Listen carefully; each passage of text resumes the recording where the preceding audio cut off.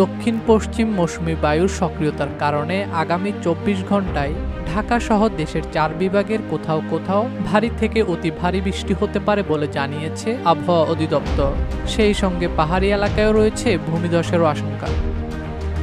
মঙ্গলবার আবহাওয়া অধিদপ্তরের কাছ থেকে দেওয়া সতর্কবার্তায় বলা হয়, আজ সকাল 10টা থেকে পরবর্তী 24 ঘন্টায় ঢাকা, চট্টগ্রাম, খুলনা ও বরিশাল বিভাগে অতি ভারী বৃষ্টি হতে পারে। পাশাপাশি চট্টগ্রাম বিভাগের পাহাড়ি এলাকায় কোথাও কোথাও ভূমিধস এবং অস্থায়ী জলাবদ্ধতার শঙ্কা রয়েছে।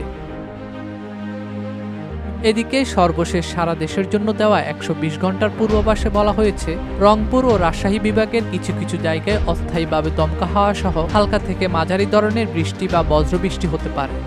সেই সঙ্গে ময়মনসিংহ, চট্টগ্রাম ও সিলেট বিভাগের কোথাও কোথাও মাঝারি থেকে ভারী বৃষ্টির শঙ্কা রয়েছে। সারা দেশে দিন ও রাতের তাপমাত্রা প্রায় অপরিবর্তিত থাকতে পারে। ডেস্ক রিপোর্ট, দৈনিক দেশকাল।